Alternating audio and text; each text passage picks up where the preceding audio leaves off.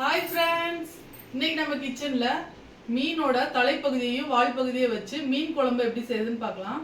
வீடியோக்குள்ள போறதுக்கு முன்னாடி நம்ம டிஎன் ஸ்பைசி சேனலை இன்னும் யாரெல்லாம் சப்ஸ்கிரைப் பண்ணாம பாக்குறீங்களோ மறக்காம சப்ஸ்கிரைப் பண்ணிக்கோங்க.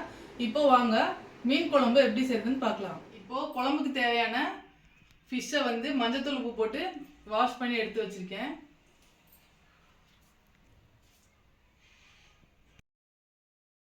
குழம்புக்கு அரைக்கிறதுக்காக சின்ன வெங்காயம், அதுக்கப்புறமா தக்காளி, தேங்காய், அதுக்கப்புறமா சோம்பு, இதை வந்து நம்ம ஃபஸ்ட்டு மிக்சி ஜாரில் போட்டு அரைச்சி எடுத்துக்கலாம். இப்போது வெங்காயத்தை போட்டுக்கலாம்.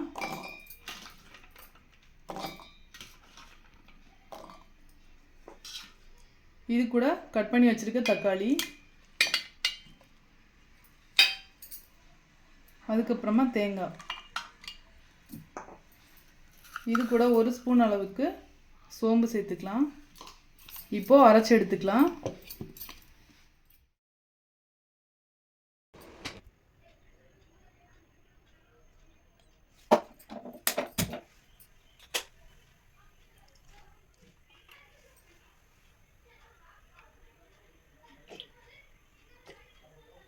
இப்போது 50 ml அளவுக்கு நல்லெண்ணெய் ஊற்றியாச்சு.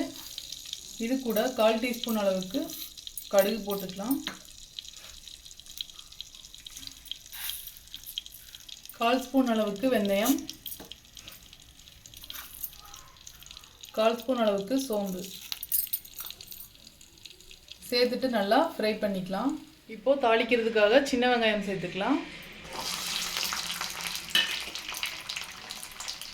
இது கூடவே 5-6 பூண்டு, 2 பச்சை மிளகாய்,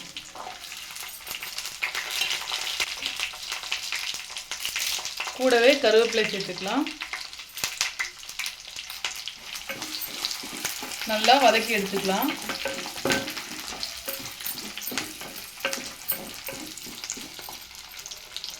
இப்போ வெங்காயமும் பூண்டும் நல்லா வதங்கி வந்திருக்கு. இப்போ நம்ம அரைச்சி வச்சிருக்க மசாலாவை இதில் சேர்த்துடலாம்.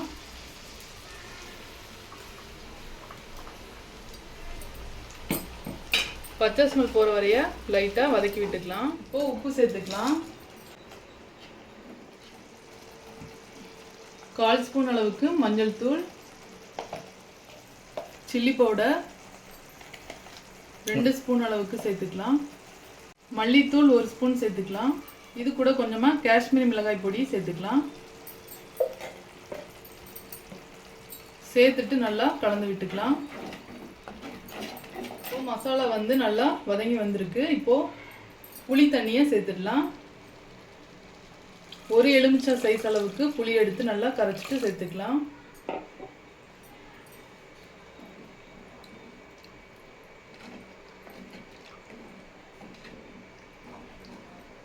இப்போ இது கூட தேவையான அளவுக்கு தண்ணி சேர்த்துக்கலாம்.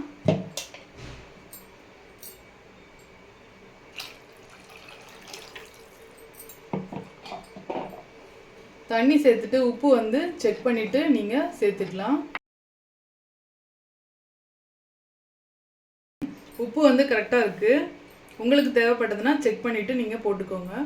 இப்போ மூடி போட்டு குழம்பு வந்து கொதிக்க விட்டுடலாம்.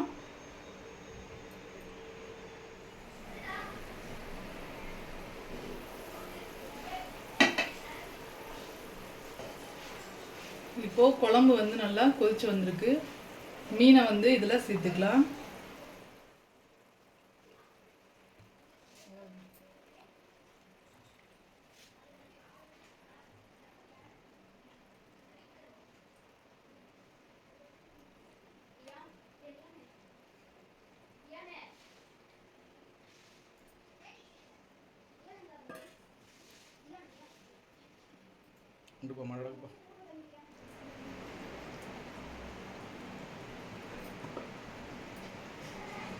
இப்போ ஒரு 5 நிமிஷம் வந்து மூடி வச்சிடலாம்.